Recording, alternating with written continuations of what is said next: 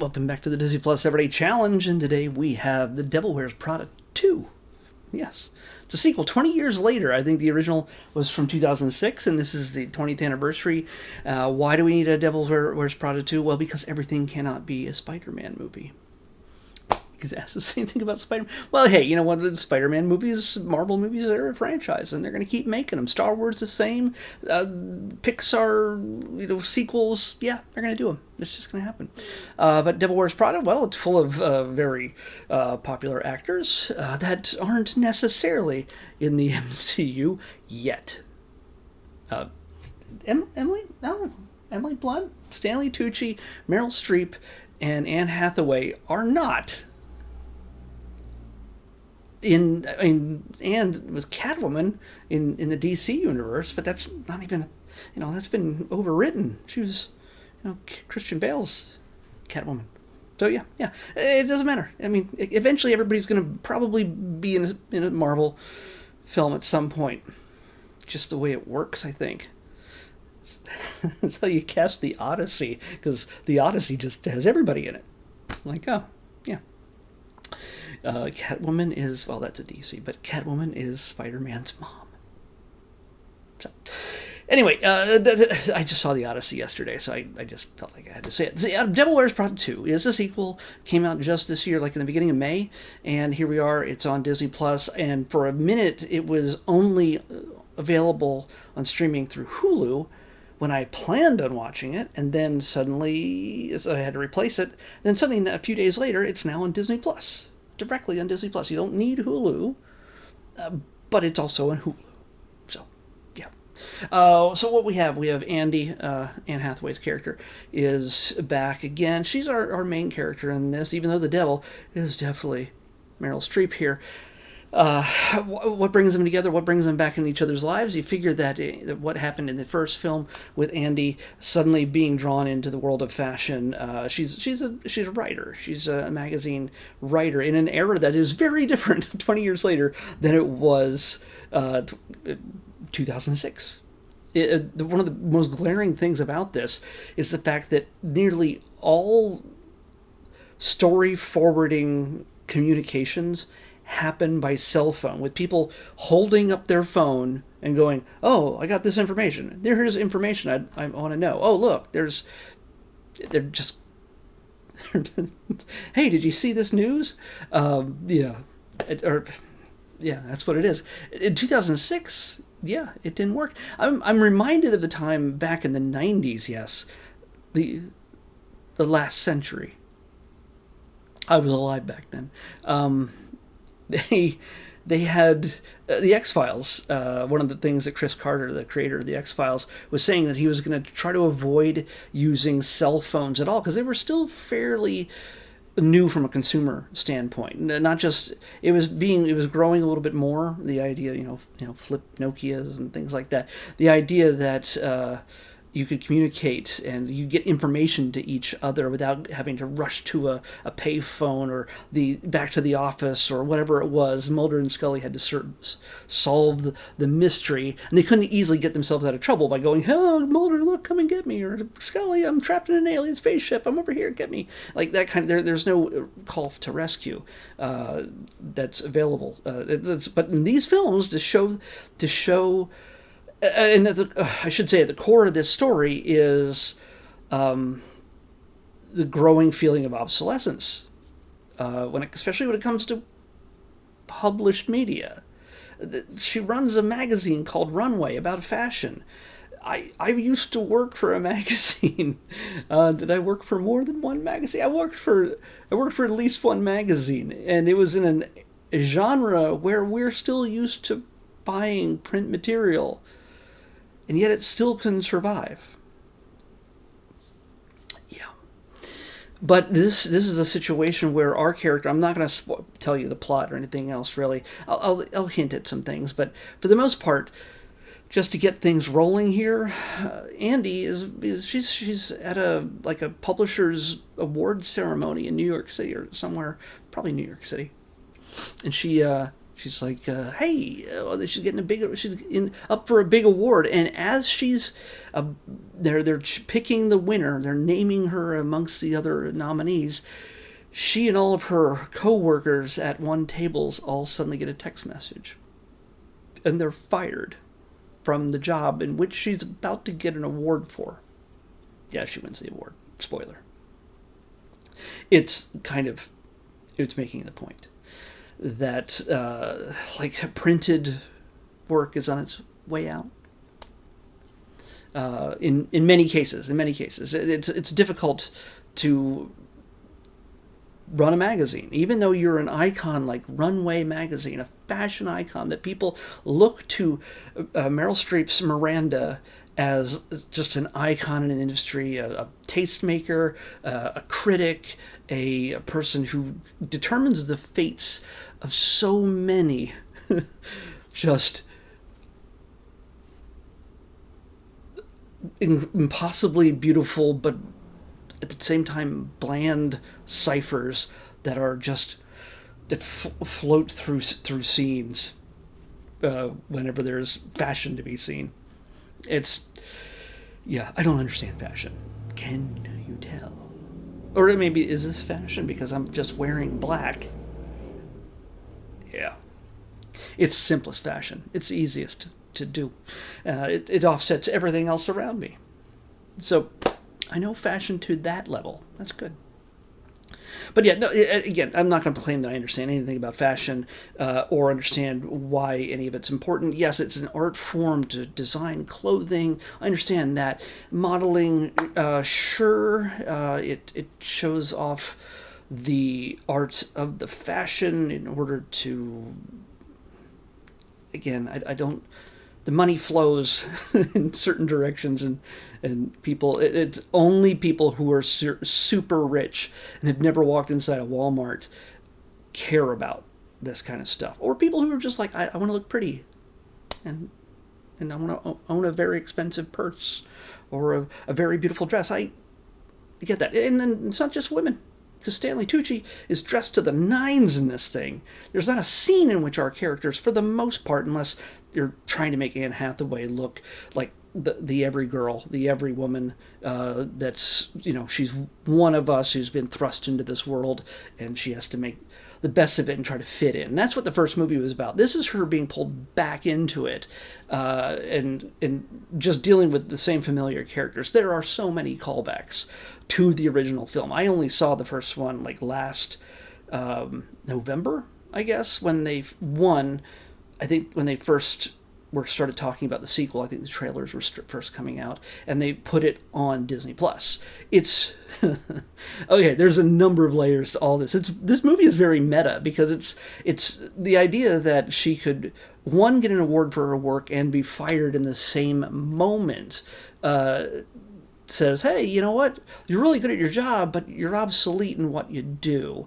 And she gets very upset at one point. We don't see most of her speech after getting that award until a little bit later, and it's full of vitriol about how the things are changing. And it's just 20 years later, and there's had to be a lot of change in that time. But now that we're reaching that point where everything, print goes away and digital takes over, or it's not important that they don't make any mention of AI, but the idea that you could replace a person who has a comment, an opinion about fashion with AI is completely within the conversation. I do not doubt the people who wrote the script for this. There's a bunch of people. Okay, you know what? Lauren Weisberger, based on characters by based upon characters by Lauren Weisberger, and written by Eileen Brosh McKenna. Now, I don't doubt that at some point in the writing process, somebody said, should we mention AI? And that just probably took it a little bit too far in its relevance, and only in the sense that the people who were going to see this movie might have not had a full understanding of AI. It speaks to a different audience than most people who are running out to see Spider-Man or The Odyssey right now. Who all know about AI because they've looked at all AI memes on, whatever social media that they're consuming at the time. But yeah, this is it's very meta in the sense that Andy is really upset about how things are just changing and sucking the soul out of things, and it's also a very big argument about AI, the use of AI, the use of just the disposability of creative writing, insightful human element in journalism, that kind of stuff, rather than just repeating or propagandizing things. She's doing this with a film that was originally made for 20th Century Fox that was eventually bought up by Disney. And in this story is about the core element, the core drama that we have in this story is that Miranda here, who runs Runway, runs into a situation, I'm using the word run way too much in that sentence, or run-on sentence, that she could lose Runway due to a buyout by a bigger company or somebody else with more power, or somebody who has achieved access to the reins of power through nepotism and has no understanding or care for what she represents and loves and has, and they're willing to take it over while not caring a bit for what anybody else, how it affects anybody else. Just money and power is all that matters to the people that sort of suck up the smaller ones, the more endangered ones, the more fragile companies, and then profit. And so, yeah, we see that with many other companies. I don't necessarily think that Disney has done that with Fox, because, again, a lot of the properties, at least the stuff that I care about, the stuff that they already just... Fox owning the rights for the first Star Wars, not necessarily the later ones, but the rights to all that, all becoming a single thing under Disney. Same thing with all the superheroes, Marvel heroes that existed under 20th Century Fox being brought into the fold now, into the Avengers and the MCU and everything else. All those things have a chance to improve, have a chance to not be just forgotten or lost to an era where they're like, oh, we're not making Ghost Rider movies anymore. Now we're making Ghost Rider movies. And it's within the MCU. And that matters to a lot of people. I don't know if we're ever going to get a Devil Wears Prada cinematic universe. I really don't think so, but you never know. There could be an Emily Blunt spinoff at some point. I don't know, because she's very popular. She's fantastic. Stanley Tucci. Everybody here is on their game, and it's a class reunion kind of thing. Everybody gets to join in the fun. Each one has their own roles in this. To some lesser degrees, Stanley Tucci's character is used. Let's just say that, and he is. I think he's underused. He's used where it's necessary. He is important to the story, absolutely, as we discover later, but he is important, to Andy's story, I should say. But for the most part, he's kind of... We see this in Meryl Streep's character. She realizes that she's taken him for granted. And she kind of... We get to see her humanized more in this, not just being the not out of touch, but self-obsessed, self-absorbed, business-absorbed, obsessed kind of woman who is above it all. We see her humbled in many ways. We see her, if you want to see Miranda, if you saw the last film and you want to see her fully humbled, well, you get an opportunity. Yeah. And that's comedy, but it's also part of the story. And again, we get Andy as our hero character, and she's trying to do everything she can to help others, but also herself, and to protect her livelihood and protect her what's right and good and everything else. We have also an extended cast. Kenneth Branagh shows up in this.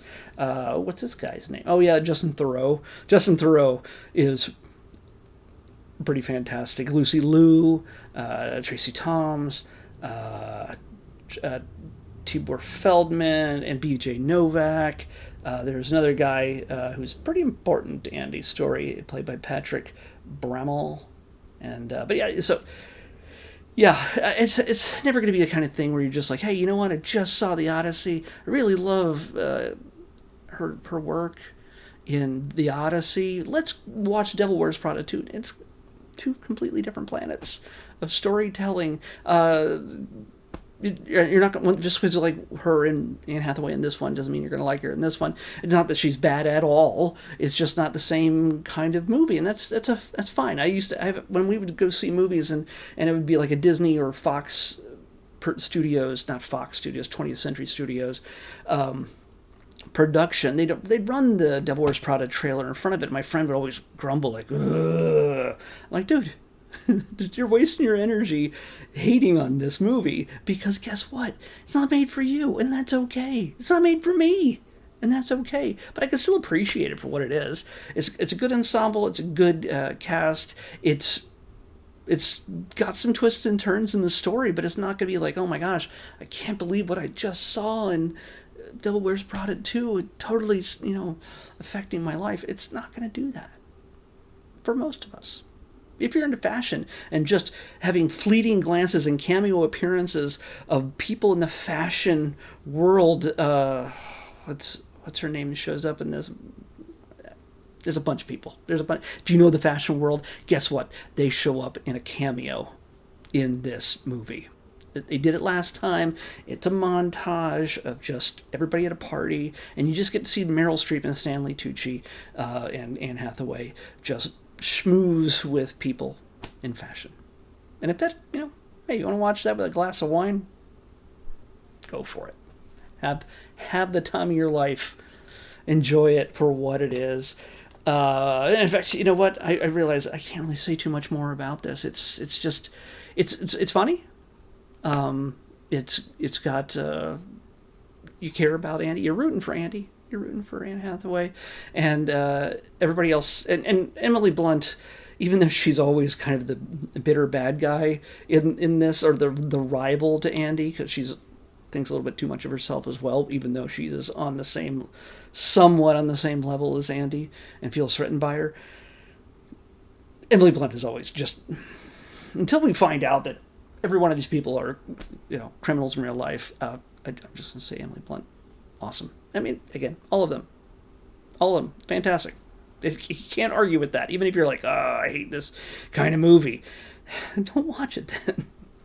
Okay, but that's all I can really say. We're going to continue this tomorrow because I have something that I found while bringing this up.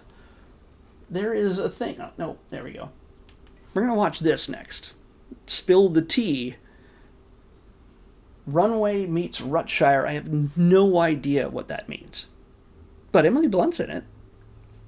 It's an interview thing, and it's very British. It's 4 minutes long. That's what we're going to watch for tomorrow's episode.